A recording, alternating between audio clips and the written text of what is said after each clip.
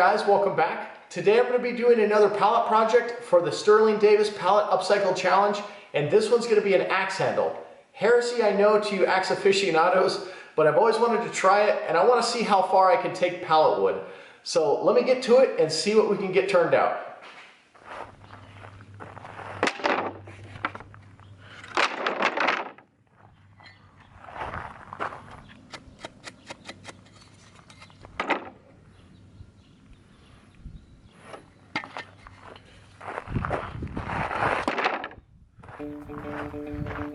The core of this project is going to be making a laminated beam out of these pallet pieces. The piece I'm cutting right here is the nicest piece of oak that I could find out of all the pallets I had. It's got no cracks and it's relatively in good shape. My plan is to make this the center of the beam and laminate other strips of pallet wood on either side of it to give it some accent. To get the boards ready to be glued up, I'm using the table saw to remove the outer layer of weathered wood. Not every side of each board will need to be removed, just the ones that are going to be receiving glue. And here again is that oak piece that I'm going to use as the core of this laminated board. Just taking the outside off, and I don't have a planer, so I'm just using a sander to get both sides nice and smooth and even.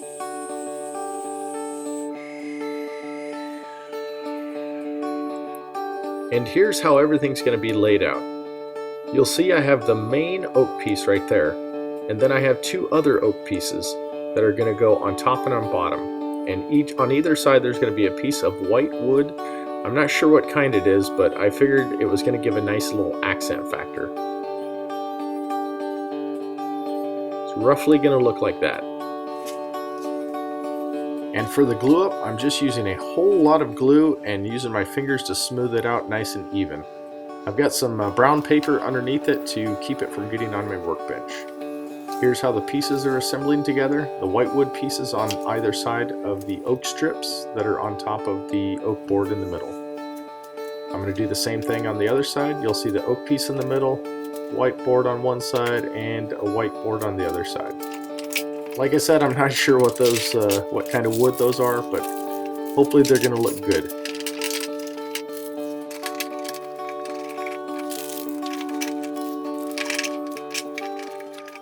And here's the finished clamp job. It is ugly, but it seems like there's glue coming out of just about every seam and joint.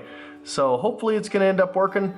But this is pretty much all the clamps I had, and down on that end I used a weight. So I guess we'll see in about 24 hours how strong this thing ends up being.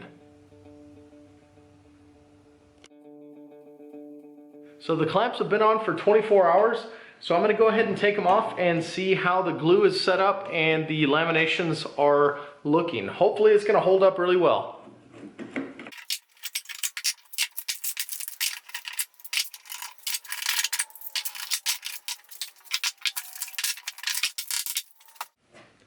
So now that the clamps are off, I've got one chunk of wood to work with, but it's just got a lot of paper glued to it. So let me take this to the table saw. I'll finish cleaning it up, and then we'll see what we're working with.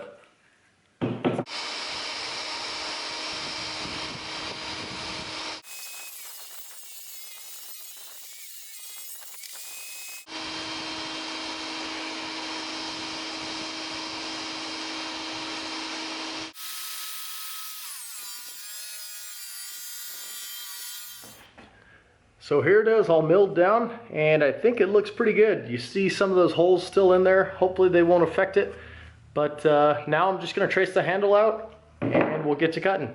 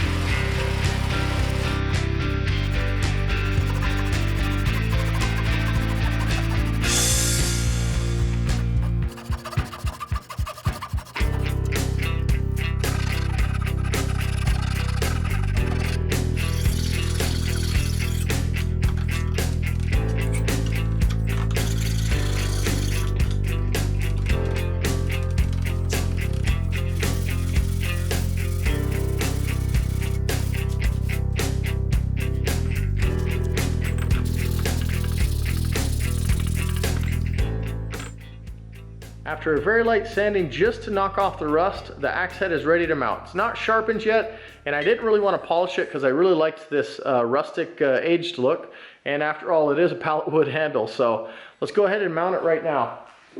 So far, I think the handle is turning out really nicely. I'm happy with it. I've kept it just a little bit thicker than the original handle, and that's just basically because it's been old weathered wood, and I'm trying to keep it as strong as I can.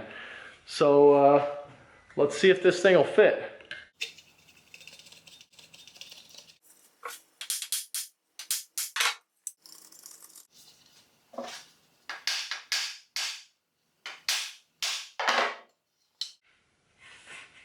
Okay, well, I think it fits. Might be a little looser than it should, but let me drive a wedge in and we'll see if this thing can actually chop.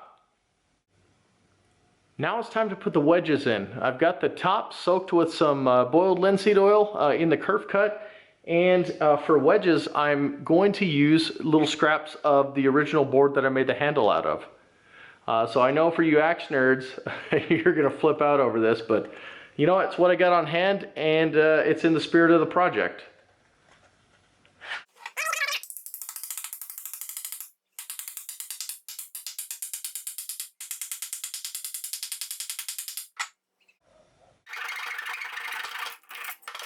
The last step in this process is to finish the handle, and in this case I'm going to be using some linseed oil and beeswax polish that I got from Lynn at the Darbin Orver channel. If you haven't seen her channel, check it out. Awesome stuff.